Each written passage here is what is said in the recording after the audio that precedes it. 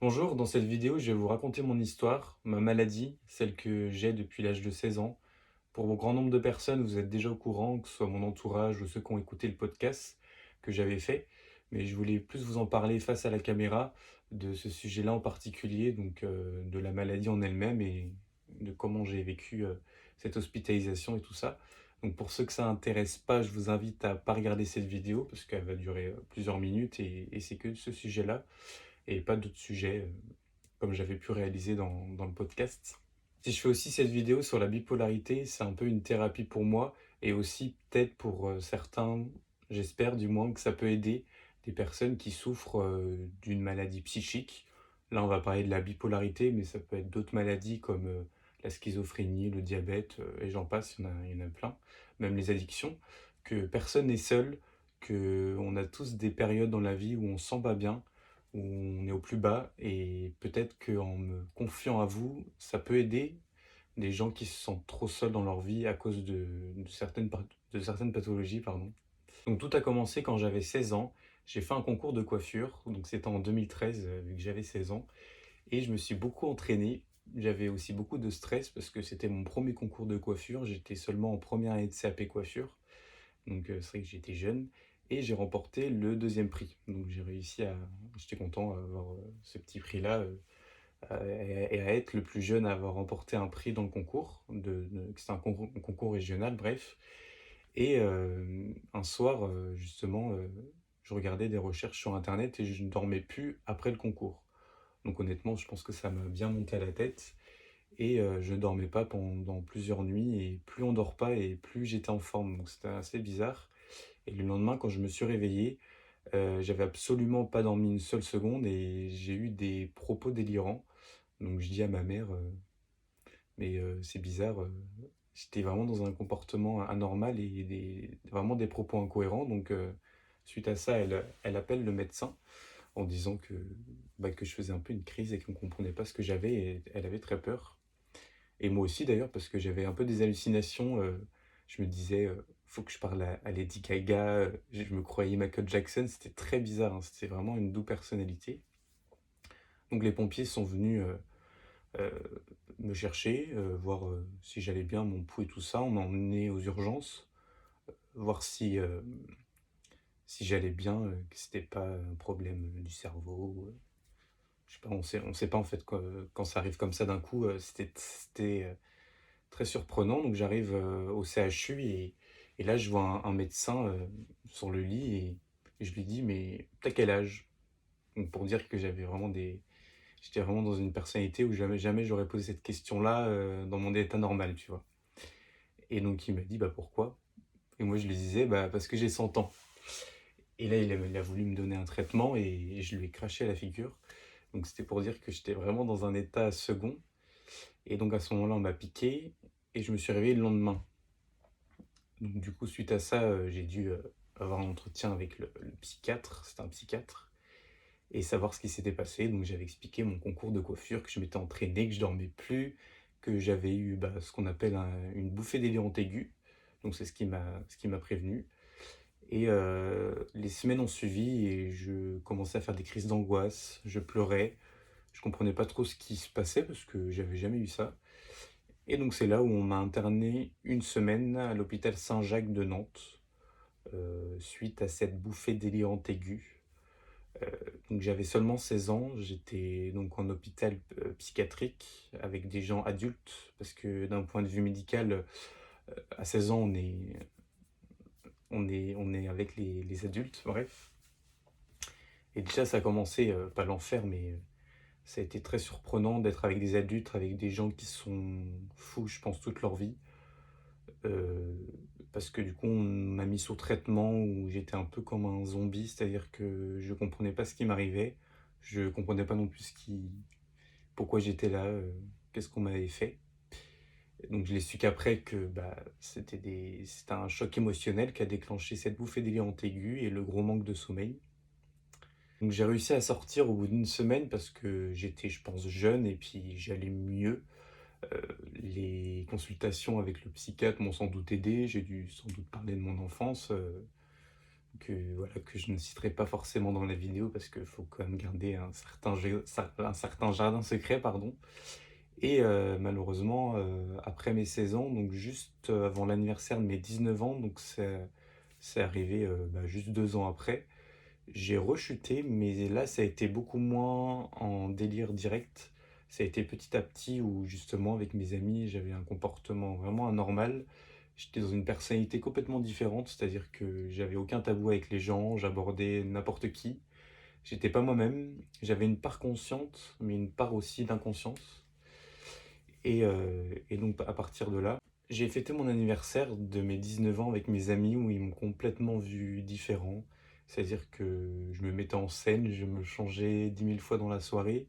Ils étaient mal à l'aise parce qu'ils voyaient que j'étais pas dans mon état normal, que j'étais complètement bizarre, que justement j'avais des propos incohérents. Donc à partir de là, même une de mes amies ne voulait pas que son père me voie parce que ce qui est normal, hein, elle avait peur, autant pour son papa que pour moi. Enfin bref, voilà, je ne vais pas m'étaler sur ce sujet-là de mon anniversaire. Mais le lendemain, j'ai vu mon psychiatre en consultation avec des lunettes de soleil alors qu'il faisait pas beau. Sur mon téléphone, j'avais pris une photo à l'époque d'Enjoy Phoenix. Donc sans doute ça m'avait monté à la tête, je me croyais très populaire, vraiment dans un autre monde en fait. Et donc de là, dès qu'il m'a vu, il m'a hospitalisé parce qu'il a vu que j'étais pas du tout dans un état normal et pas équilibré. Enfin, j'étais même en danger pour moi-même parce que je pouvais me mettre tout déshabillé dans la rue et courir, quoi. Je dis ça parce que c'est ce qui est arrivé. C'était en novembre, ça. C'était au bout de la troisième rechute parce que c'est les épisodes maniaques. Je vais vous expliquer après la bipolarité, la maladie en soi, ce que c'est. Mais moi, j'ai eu plus des phases maniaques, euphoriques, c'est-à-dire. C'est-à-dire que ça touche le cerveau et on est dans un état second où on ne dort pas. Euh, on veut toujours être en suractivité, on est toujours en forme, on a des propos vraiment incohérents, ça je me répète, mais c'est vraiment l'un des critères de la bipolarité. Et donc voilà, et donc du coup il y a eu un soir où justement au moindre petit conflit, mon émotion est démesurée, qui n'a rien à voir avec le fait d'être lunatique. Je le précise encore parce que du coup, c'est vraiment une humeur qui est extrême, mais pas suite à un événement normal comme, je sais pas, une tristesse de perdre quelqu'un. C'est normal, on est triste ou d'être heureux parce qu'on a par exemple reçu un concours. Ça, c'est normal. Mais là, c'était vraiment une émotion qui était un peu plus sur du long terme au bout d'un mois, quoi. Donc arrivé à l'hôpital, de nouveau, le lendemain de mon anniversaire, donc on peut dire que c'est pas un super cadeau. J'étais complètement enfin, fou, complètement triste, c'est-à-dire que ça pouvait m'arriver des fois d'avoir des longs moments de pleurs. J'en parle, bon, bah, forcément ça me donne des émotions parce que c'est vrai que j'étais juste un ado. Et ce qui est le plus choquant en fait, c'est surtout le fait d'avoir été en psychiatrie avec des adultes et des personnes qui sont vraiment à vie dans des centres comme ça. Et que j'étais jeune, c'est-à-dire que j'avais pas de recul comme l'heure d'aujourd'hui, où quand on est adolescent, on n'est pas encore construit dans sa vie. On n'est pas encore construit dans le sens où on ne sait pas qui on est, on ne sait pas qu'est-ce on va devenir demain, c'est-à-dire que on peut faire plus tard, nos amis s'ils sont fidèles, s'ils sont toujours là. J'ai perdu des amis dans cette maladie-là parce que ils par sécurité pour eux, qui avaient peur pour eux, pour moi, autant pour notre relation d'amitié, c'est-à-dire que quand on a des crises, on n'est pas soi-même et on peut vite insulter, ça fait peur. Les maladies psychiques en général font peur. Et moi, dans le centre.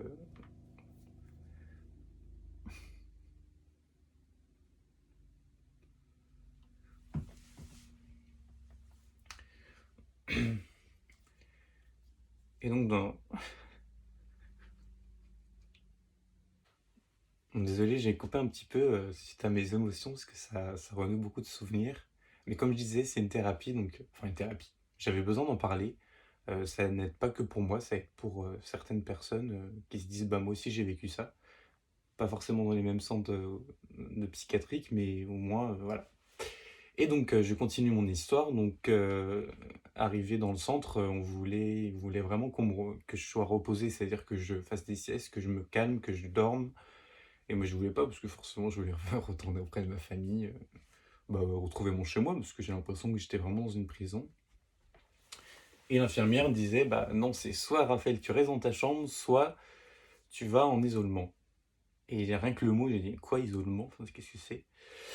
Et, euh, et donc ça n'a pas manqué parce que j'ai pas du tout voulu me reposer, vu que quand on est dans un état second, notre cerveau fait que d'agir, il y a plein d'idées qui viennent en tête, enfin, c'est la maladie qui travaille. Donc on m'a envoyé en isolement pendant une semaine, où c'était complètement horrible, hein, je ne vais pas vous mentir, je peux pas dire que c'est beau, ou que j'ai dormi pendant une semaine, alors que oui, j'ai été shooté aux médicaments, mais à seulement 19 ans, j'étais dans une pièce complètement blanche. Bon là, vous voyez une pièce blanche, mais il y avait juste un lit, mais c'était enfermé. Il y avait juste une bouteille d'eau sans bouchon pour pas s'étouffer, et il y avait quelque chose pour faire ses besoins.